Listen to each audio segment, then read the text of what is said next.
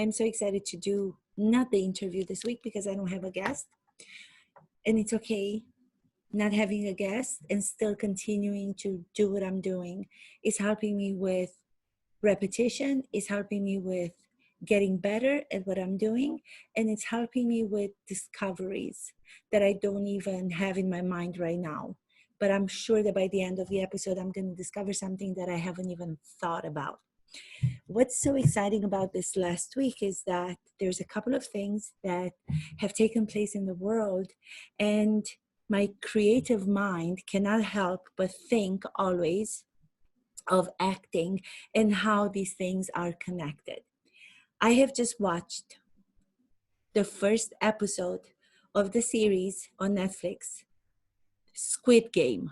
I don't know if you guys have watched it.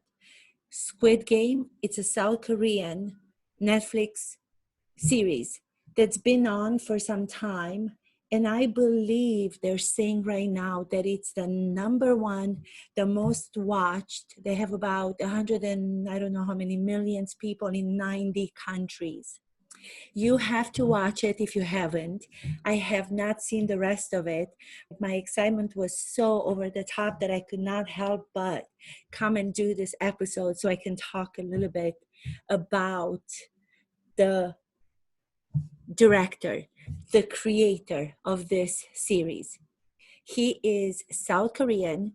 I've just read an article about him and discovered that it has taken him 10 years to be able to get one of the studios, one of the production companies to do it.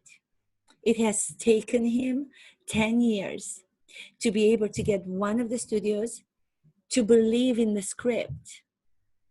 10 years. He based the majority of the characters on his personal life. Some of the characters, 2 or 3 of the characters, are based on the different aspects, elements of his own humanity. Personal merged with imagination, which is what we talk about all the time. That is a required formula for creativity. But to hear that he now has the most watched series ever on Netflix, with countries, over 90 countries watching, with over 100 million people watching. What does that say? What does that say about someone who has a vision that's not being understood at first because it's a futuristic vision? A visionary is a person who thinks in the future. A person who's a visionary like this director had to have an understanding, a concept of the story that he wanted to tell. The majority of people, when presented to them, I'm sure had no idea of its meaning, because majority of the people are not that smart. He did not give up for so many years. He did not give up. He had to live with his mom because he could not afford to live on his own. He had to live with his mom because he could not live on his own, because he was financially broke. But what he did was he never gave up the vision. He knew that the right production company, the right people are going to come and understand it at some point. And 10 years later, he was able to make the most watched series, Squid Game, on Netflix. I just started watching it. I was shocked. I was impressed. I was blown away. It is exceptional. It is a creativity that requires for somebody to understand how a concept that had to do with his unique childhood in South Korea, that unique, specific, authentic childhood, which we also talk about all the time and in our episodes, the importance of it, the importance of bringing the personal, specific original story of who you are, because only then that specific original story, authentic, will become universal and understood by everybody, no matter the language. Because right now it is being translated in 90 different languages. His name is, the director creator's name is Hwang Dong-hyuk, South Korea. Bravo to him. What an amazing story was he able to allow to happen in his creative brain, and then put it in practice and execute it when nobody had the trust in him to do it. Exceptional for someone to be able to still believe when everybody else does it, when everybody else says, no, that's not going to work. I don't understand what that has to do with what's going on in the world. Why would anybody watch such a story? Why would anybody care about your personal childhood from South Korea and the children games that you used to play? But then what he did, he gave it a twist. He gave it a big twist, which that's what I'm talking about. He gave the stakes of those games, which in childhood, when they were played by him with his neighborhood friends, did not have stakes as high, because if you won the game, it didn't mean that anything would have happened of a grave situation. It was, you are the loser and the other person is going to be the winner. So those were the stakes. You become the winner, you're the loser. Everybody's going to know that you won the game. Okay, winner, winner, winner. That's a big thing for a child. But now for him to play the same games with adults, with his characters in his story, and to give the stakes as it is required in every scene of any script, he gave the stakes to be life or death situations. Childhood games played by adult people with the stakes of life and death situations.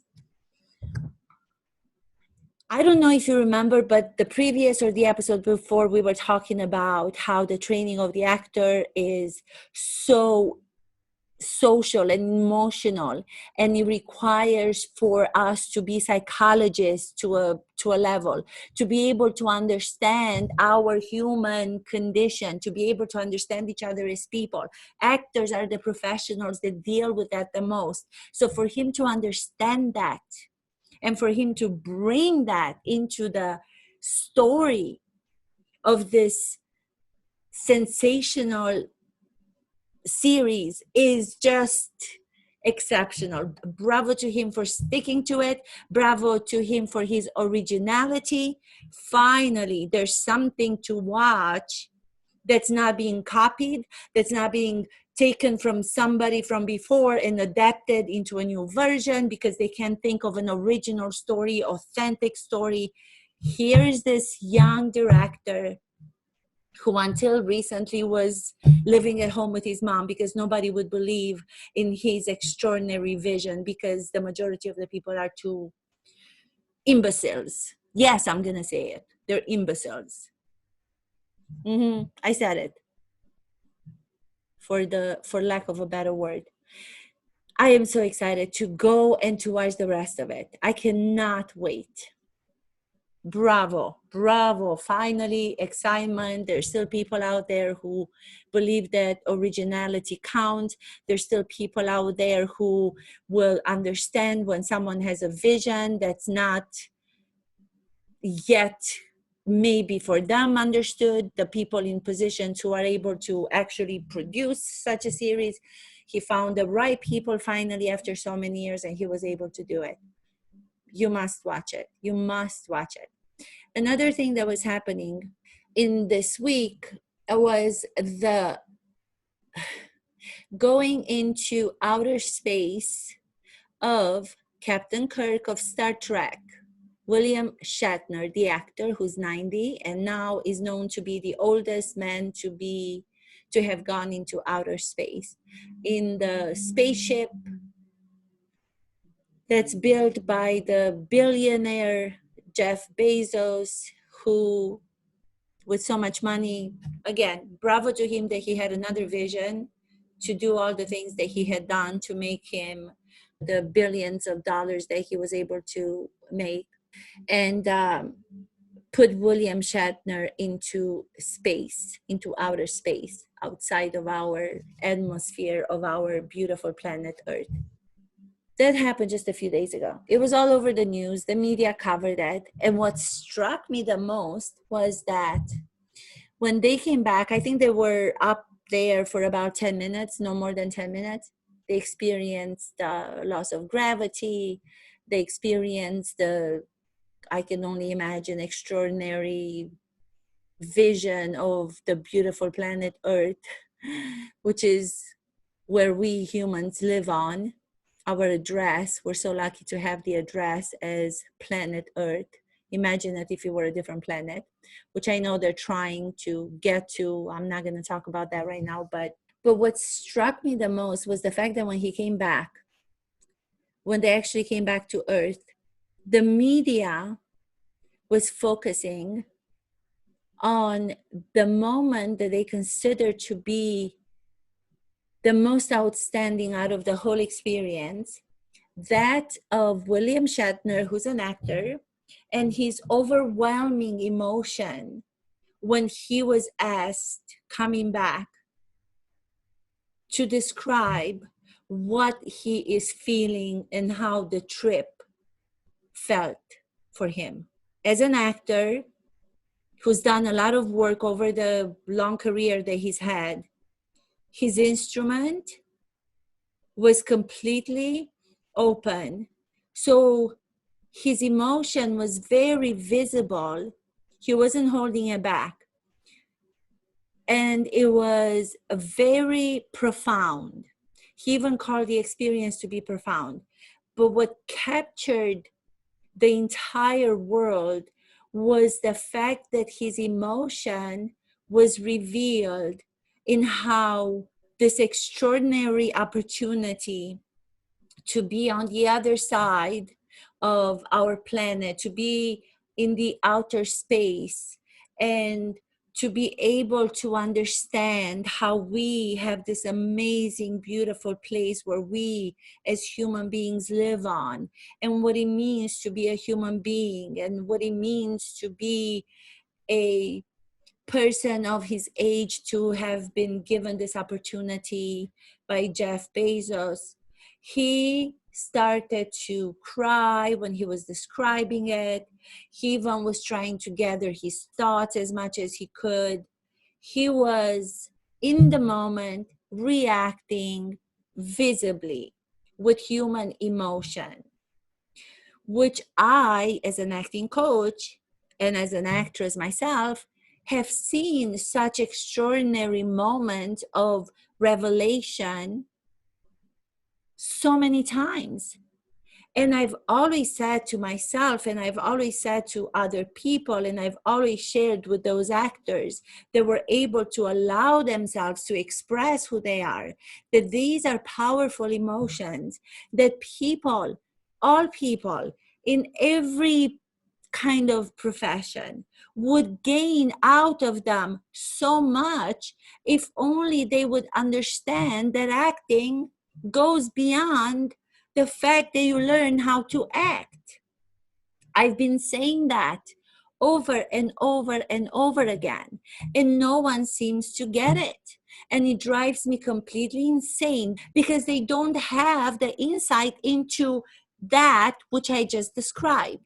So how is it possible that people on all these platforms who have a following of millions of people, they have been journalists, they have been entertainment people, they have been, I don't know what else, are still taken aback and are being surprised and are being moved themselves to tears by the tears of William Shatner expressed after such a formidable experience in his life.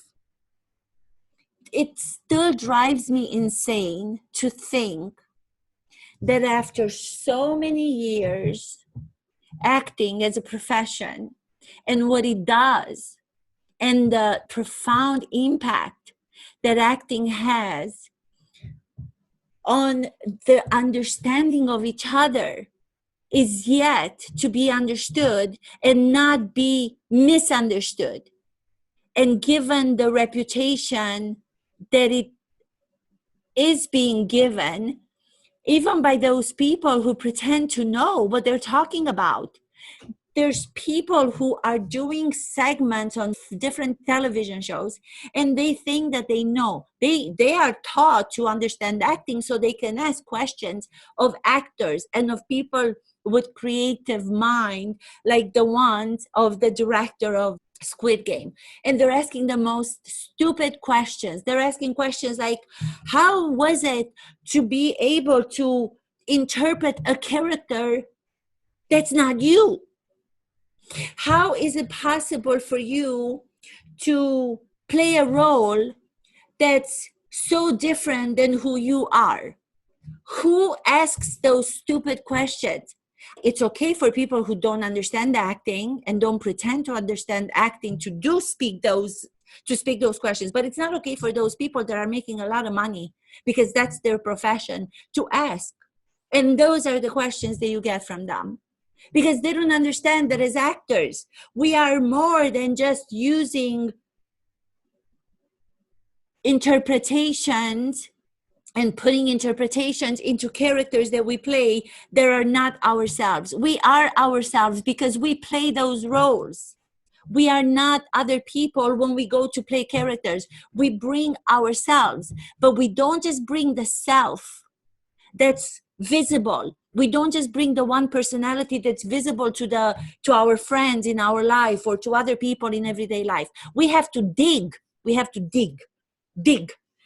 inside ourselves in order to tap into our human spirit like no other professional, to be able to bring diverse, unexpected, surprising, different selves, so we can then lend those to the characters that we're playing. So it's not, how can you play a character that's not yourself? It's not yourself, the character. You have to search inside of yourself for that which you did not even know that it is yourself.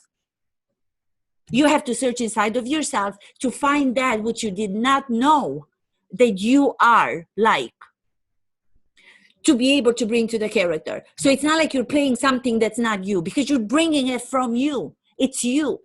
But the digging in, the training, the education that the actors are doing is so valid for every other person on this earth, for the earth, because we're speaking about the planet, to become a better place, that it's I just want to scream at the top of my lungs and explain that to people. And I still can't get it across. I cannot get it across. Not only can I not get it across, but they're looking at me like something's wrong with me. And they're looking at me as if I have no idea what I'm talking about. No idea what I'm talking about, because they understand acting is about, let's play the scene. Let's get into the situations that are given to us by the script and let's play them. Play the scene. Playing the scene, this takes me back from William Shatner to his explosive emotional expression, which captivated everybody. And I'm not saying it was beautiful to watch, but at the same time, for people to be all taken aback and to be amazed of what the expression this man has in the way that he's appreciating this amazing event that he was offered. He's an actor. He's been an actor for his entire life. He's able to express it because his instrument himself has been tuned all his life. So he's different than Jeff Bezos, who was standing next to him when he was asking the questions. And he's different than the astronauts, who are feeling probably the same feelings that William Shatner was feeling, but they don't allow themselves to express it publicly. They might express it somewhere away from the cameras because society doesn't allow for them to be expressive and to cry, because that, I'm sure, they think might take away from their training as astronauts, which is completely stupid to think. We, first of all, before we are anything, before we are astronauts, before we are actors, before we are doctors, before we are mechanics, before we are nurses, before we are humans. And the conditioning, the society's view of how we should be for so many years was suffocating us to be a certain way, to conform to different boxes that we are put in to be politically correct. So then when someone like William Shatner is able to come publicly and be seen by millions of people and express his humanity, expressing it himself, and then the director expressing it through the characters and his story that's personal to him, on top with the imagination, because he's a creator. When we see shows like that, or we see moments as William Shatner demonstrated, we all are amazed by it.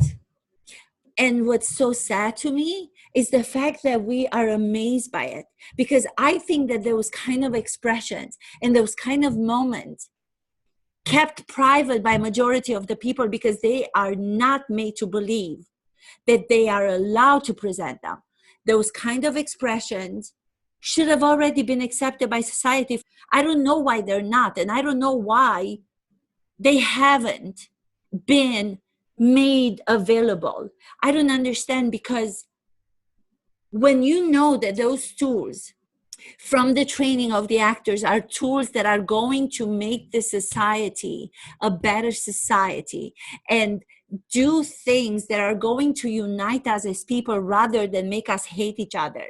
So it's all for the objective that is a positive objective, that which is to unify, to look at other people that we meet who might not look like us, who might not understand the same language that we speak. We might not understand each other, but because they are not afraid to present who they are as humans, then we all can relate to that, because our humanity is a shared one. We share it, no matter that it happens in South Korea, no matter that it happens in America.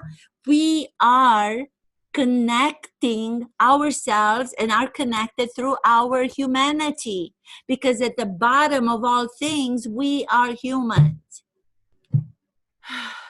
I'm not screaming because I'm upset. This is something that I tend to do when I get to be passionate about something and I get rash from it. My beautiful darling Jeremy reminds me of it, and I know I need to calm down, but I think I'm just so, I think I just want to make my point. And I think that sometimes I tend to push people away rather than bring them close, because I get so passionate. And this is one of those expressions which, again, people are not used to. Raising one's voice is considered to be a sign of anger. I'm not angry. I'm not angry with anyone. I'm not angry with the people that I'm talking to. I'm not angry with myself. I am so excited and I'm so passionate about what I'm sharing with you. And I'm frustrated, which is not the same as anger. I'm frustrated because I know the importance and I know the goal that it can provide. What is the objective? What is the objective of the shuttle going in the outer space? What is the objective? What is the objective of the director of Squid Game to fight for so many years to tell his story?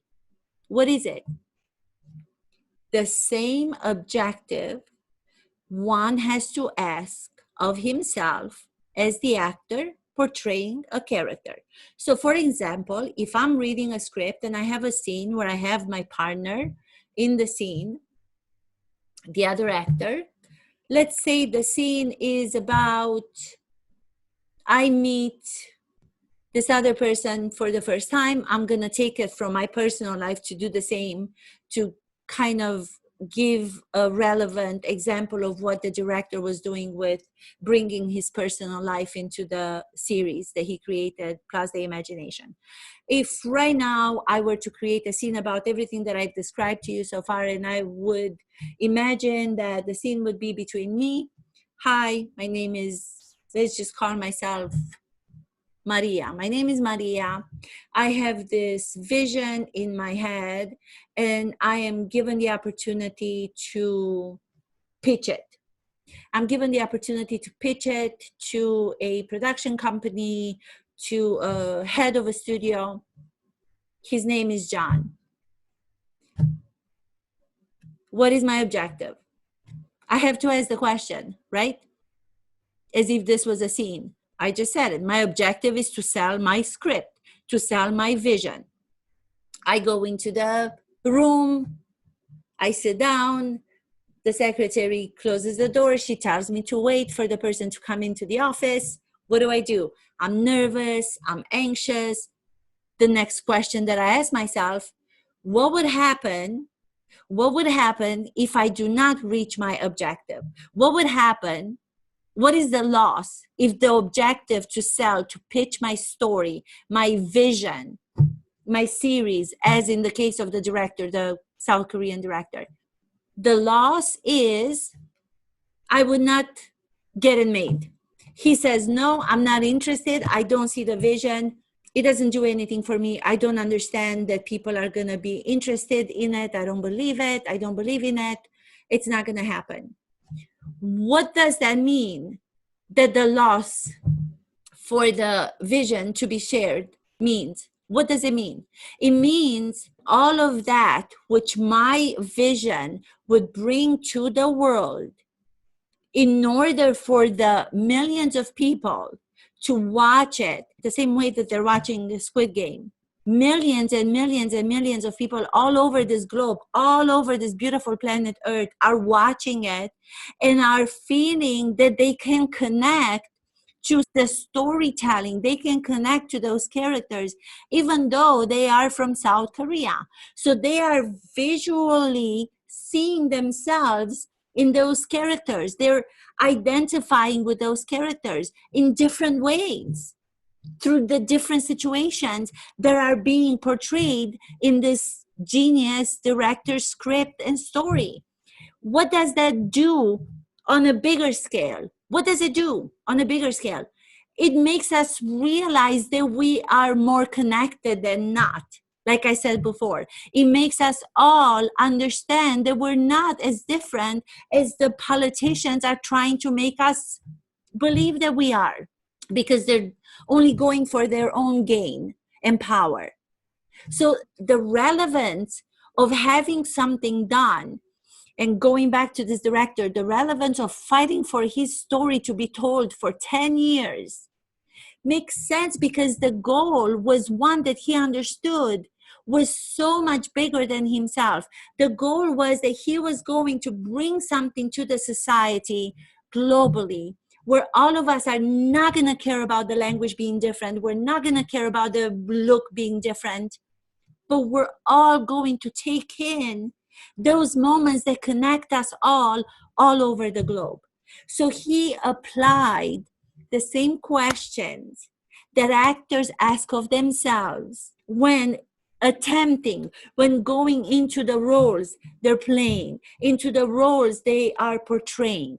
He was smart enough to realize that he can apply those same questions and answers in the way that he wrote the story, which is brilliant, which is something that I have been saying for so long, but I've been saying it to myself, because to the people that I'm trying to get this through to, they will not understand that. And they ask questions like, how?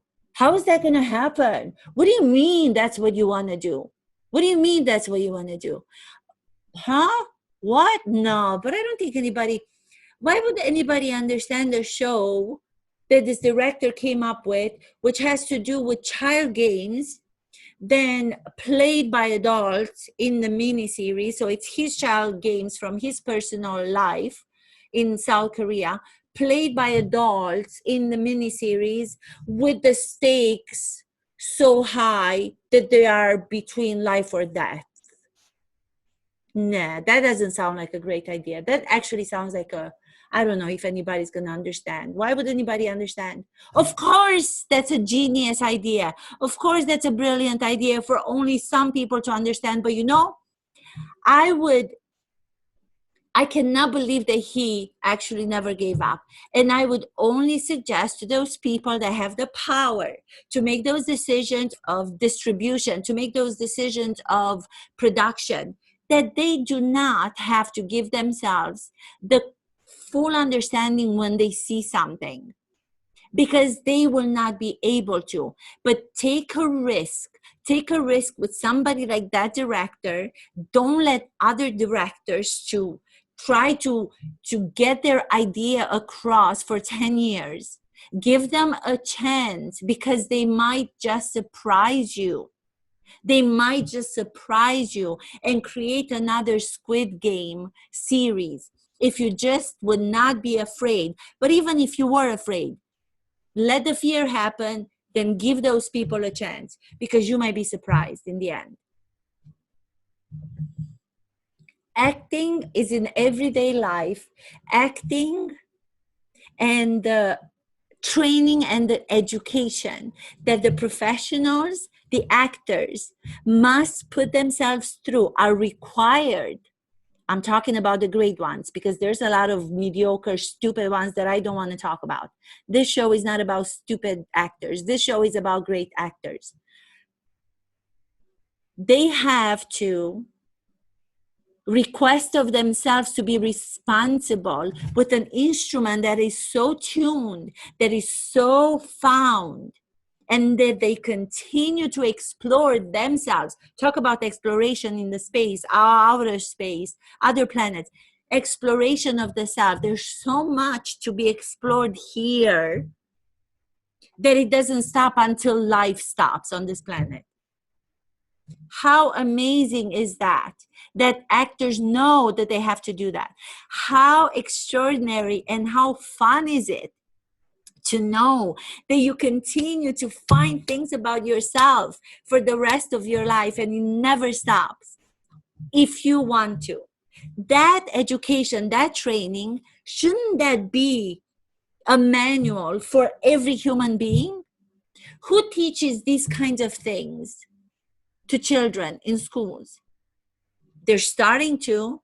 There's some companies now that are smart enough to understand that in order to teach people from their youth how to be better when they grow up as adults, you have to let them know how to understand themselves as humans, so then they can experience and know how to navigate themselves, their instrument, when life comes at them. They are more prepared. That's what actors are taught, to be prepared to take on life, to take on different lives. Fictional, because some of them are fictional, some of them are real, some of them are mixed, personal and fiction, but they have to learn how to navigate those lives with the only instrument that they have, which is the self. Why wouldn't this be the closer to a life manual out there? I don't know any other life manual that's close to what I'm just talking about. If you do, then please recommend it to me, because I would like to read it. I don't know how algebra is going to help me. I don't know how geography is going to help me. And I'm not saying take those away from the education system. But on top of that, why hasn't someone taught me since a young age how to learn more about how to deal with the many facets that I have as a human being? Don't you think that's something that would be better for people to know how to do and to be able to do? I do. Chris Cuomo. Oh, Chris Cuomo. You know, he knows so much about everything, and I do respect him as a journalist, and I watch his show, Cuomo Prime Time, and it's extraordinary to watch him. And I like that he's an individual and he goes after what he believes in. But to see even this guy who's a cultured man who's working on, you know, CNN, one of the best platforms out there, and to see him and to present William Shatner and that moment after he arrives back to Earth and his emotional outburst. And for Chris Cuomo to be watching like a little child and to say, I think this is the most exceptional moment out of the entire space travel event that happened today. Going there, coming back, the most extraordinary moment is the humanity of William Shatner in full display. This is somebody like Chris Cuomo. So this man, it's not like he hasn't been an observer of what humanity is. He's been traveling the world, reporting the news. He's seen the bad, the good, and the ugly. But when he saw that humanity that was shown publicly, that majority of people would keep for private living only, when he saw that, he was so moved, as was everybody else. And I was watching and I was thinking, if they only would have seen all of the extraordinary demonstrations of humanity that I've been privileged and grateful to have seen in over 15 years, 20 years in my acting career as an acting coach, all over the world, from Kuwait to Greece to Estonia to Romania to America to England to the next one is going to be another planet. The only thing, I'm not rich enough to be able to be offered a spot to take a travel into the outer space. That's another thing. Yeah. William Shatner, bravo. He's had a career. He's done everything. I'm sure he's a wonderful man. Jeff Bezos, the same, great. You know, this is for the evolution of humankind, having the millions, having the billions to be able to explore other planets and all that's happening. But at the same time, but I think it was Prince William, I just read somewhere that he said something about, before we go into outer space and consider living somewhere else other than planet Earth, let's just try to do better for this planet. Let's just try to do better for the people living here, because there's a lot of need to make things just a little bit more fairer, because things are not fair. Things are very upside down. There's a lot of gaps between people. There's a lot of gaps in financial status, in so many different things. So like Prince William said, you know, I think we should consider doing a lot more for planet Earth, taking into consideration what William Shatner said about it when being able to watch it from out there, and he was looking down and he was blown away by the beauty of it. Beauty of it. If the beauty of it is so extraordinary, then the beauty of our humans living on it are as extraordinary. So let's do better. Let's do better for each other first, or at least let's try.